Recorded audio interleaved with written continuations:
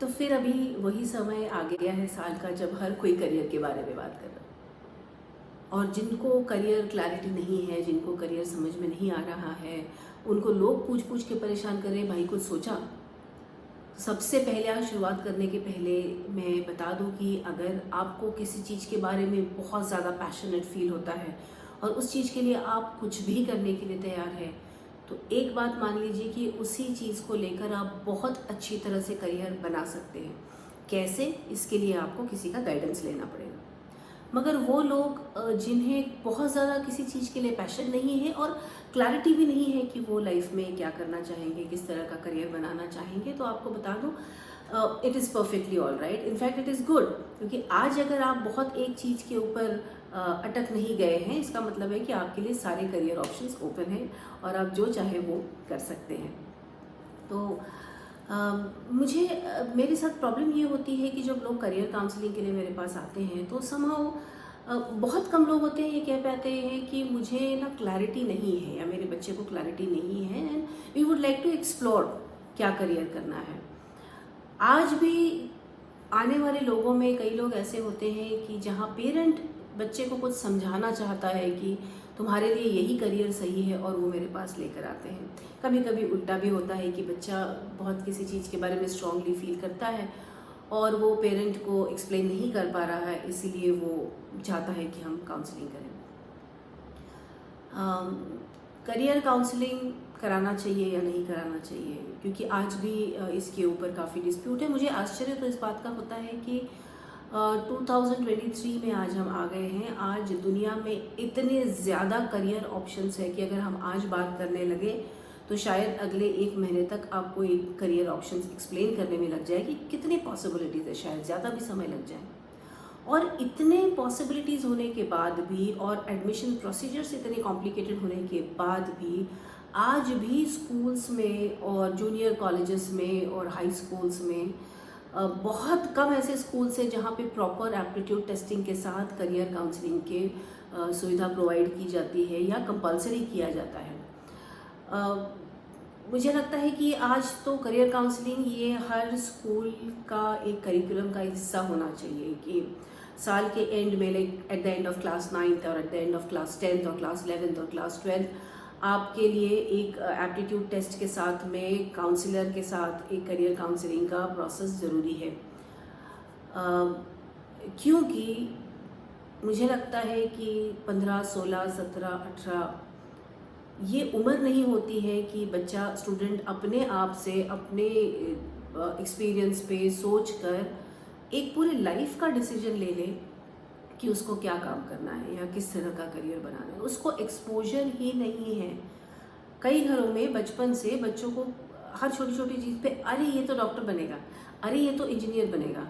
अरे ये तो इसका मैथ्स अच्छा है, ये तो सीए बनेगा, ये 2-3 करियर ऑप्शंस उसके मन में भर दिए जाते हैं बचपन से। और स्टूडेंट को कोई आइडिया नहीं होती है कि इन करियर्स का मतलब क्या है। मतलब ज़्यादा से ज़्यादा उनको ये पता होगा कि मुझे अगर मेडिकल करना है तो मुझे मैथ्स छोड़ने की पॉसिबिलिटी है और मुझे बायोलॉजी पढ़ना पड़ेगा। अगर मुझे इंजीनियरिंग करना है तो मुझे मैथ्स और फिज़िक्स पढ़ना पड़ेगा,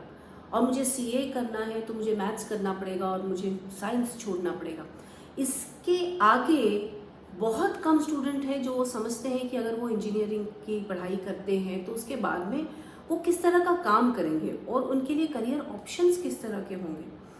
बहुत कम स्टूडेंट ये जानते हैं एंड इंटरेस्टिंगली बहुत कम पेरेंट्स भी ये चीज़ जानते हैं। लेकिन कुछ ना कुछ एक ऐसी बात है सोसाइटी में कि जो popular, so called popular career options हमको दिखते हैं, हमको लगता है वो आसान है। हमको लगता है कि अगर हमारे बच्चे वो करियर ऑप्शन कर लेते हैं तो उनकी लाइफ 100% सेट होगी और उनको सो कॉल्ड सक्सेस मिलेगा। अब ये सक्सेस का डेफिनेशन भी बहुत इंटरेस्टिंग है, लेकिन यहाँ हम उसके बारे में बात नहीं करेंगे। लेकिन आपको सोचना पड़ेगा अपने लिए, आपको सोचना पड़ेगा अपने बच्चे के लिए कि आप एक्चुअली अपने बच्चे के लिए चाहते क्या हैं। एंड आपका जो भी सक्सेस का डेफिनेशन है, आई एम श्योर दैट अच्छा पैसा कमाना, लाइफ में सेटल डाउन होना, नाम कमाना, कंफर्टेबल रहना, यही सारी आपके डेफिनेशन का हिस्सा जरूर रहे होंगे। मुझे आप ये बताइए कि अगर आप चाहते हैं कि आपका बच्चा इंजीनियरिंग ले, क्योंकि आपको लगता है इंजीनियरिंग से एक सर्टन करियर फिक्स्ड है, या आपको लगता है आपका बच्चा डॉक्टर बने या सीए बने या इस तरह के करियर जो आपको पता है और आप इसलिए करवाना चाहते हैं क्योंकि आपको लगता है कि उससे उसका एक करियर सेट होगा, तो क्या आप इस बात की गारंटी लेते हैं कि दुनिया में जितने लोगों ने आज तक इंजीनियरिंग का एजुकेशन लिया है they are all very very successful by your definition? या जितने लोग मेडिकल में गए हैं सब बहुत पैसा कमा रहे हैं, जितने सीए बने हैं वो बहुत बहुत सक्सेसफुल है? मैं ये नहीं कह रही कि ये करियर्स अच्छे नहीं हैं, ये करियर्स बहुत अच्छे हैं, लेकिन हमको ये बात समझना बहुत ज़्यादा ज़रूरी है कि हर व्यक्ति हर तरह के करियर में सक्सेसफुल नहीं हो सकता। आज इंटरेस्टिंगली पेरेंट्स जब मेरे पास स्टूडेंट्स को लेकर आते हैं, कई ऐसे स्टूडेंट्स रहते हैं जिन्होंने 11th स्टैंडर्ड स्टार्ट कर लिया है और पेरेंट्स के कहने पर मेडिकल एंट्रेंस या इंजीनियरिंग एंट्रेंस जैसे क्लासेस ज्वाइन किए हुए हैं। जब ये बच्चे कोप अप नहीं कर पाते हैं तो इनके पेरेंट्स ये चाहते हैं कि हम उस बच्चे को समझाएं कि उसको पढ़ाई करनी है। उनको इस बात का एहसास भी नहीं है कि ये जो एंट्रेंस की प्रिपरेशन है किसी भी फील्ड की हो वो हर किसी के बस की बात नहीं है। It's not only the intellectual requirement, it is also, हो सकता है आपके बच्चे के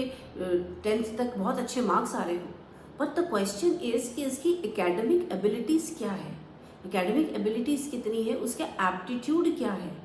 ये दो शब्द आप याद रखिएगा, एकेडमिक एबिलिटीज़ और दूसरा शब्द है एप्टीट्यूड। एकेडमिक एबिलिटीज़ देखिए 10th स्टैंडर्ड तक एक स्कूल में पैटर्न होता है, एक रूटीन होता है जिसमें बार बार रिपीटेशंस करवाए जाते हैं, रिविजन्स करवाए जाते हैं, टेस्ट लिए जाते हैं, लिखवाया जाता है, प्रैक्टिस किया जाता है। तो जो भी बच्चा अबव एवरेज इंटेलिजेंट होगा वो अच्छे मार्क्स स्कोर कर लेता है, लेकिन इस बच्चे की एकेडमिक एबिलिटी पता चलती है जब वो क्लास 10th क्रॉस करके आगे जाता है और उसके ऊपर काफ़ी सारे सेल्फ स्टडी का प्रेशर आता है। तो 10th के मार्क्स के बेसिस पे आप उसकी एकेडमिक एबिलिटी नहीं डिसाइड कर सकते।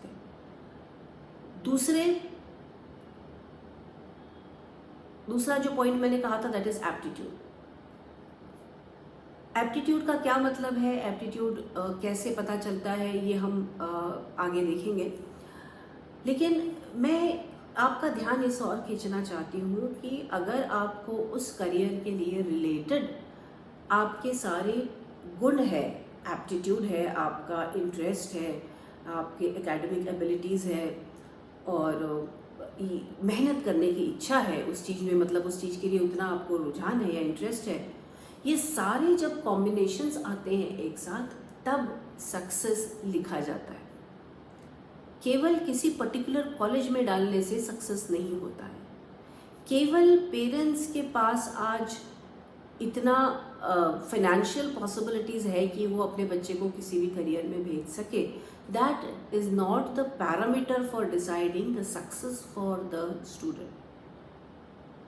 हमको हर स्टूडेंट को अलग ट्रीट करना होगा, हर स्टूडेंट को अलग से उसकी पर्सनालिटी, उसके सारे ट्रेट्स समझने होंगे, and then we have to match that student with the particular career.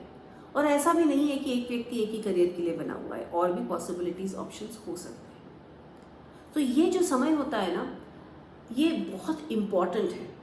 क्योंकि मैंने देखा हुआ है कि कई स्टूडेंट्स जो 10th के बाद में या 10th से ही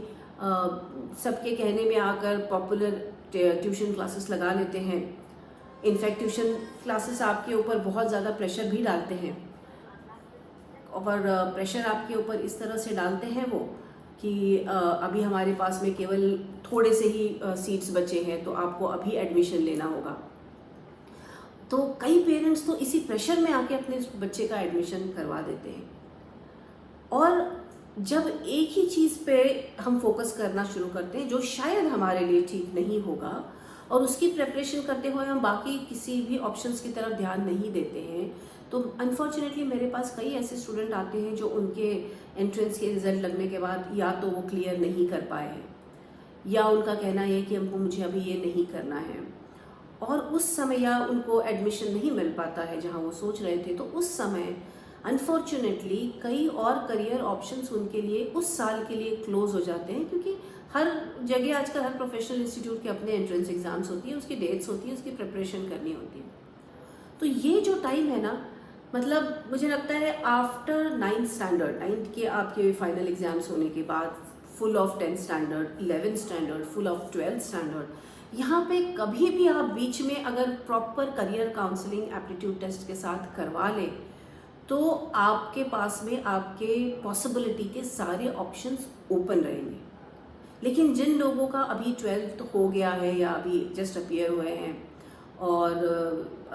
जिन्होंने जो फर्स्ट ईयर में है, जो सेकेंड ईयर में है, जो सोचते हैं कि ये जो हम कर रहे हैं हम इससे खुश नहीं हैं, तो आपके लिए भी एक proper career counselling, scientific career counselling बहुत ही ज़्यादा ज़रूरी है।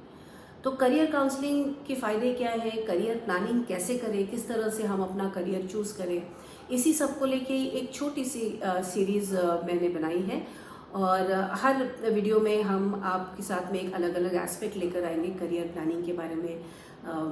करियर काउंसलिंग के बारे में, और लाइफ के इम्पोर्टेंट डिसीजंस करियर से रिलेटेड कैसे ली जाए। तो देखते रहिए और सब्सक्राइब करिए। और अगर आपको लगता है कि आपके कोई फ्रेंड्स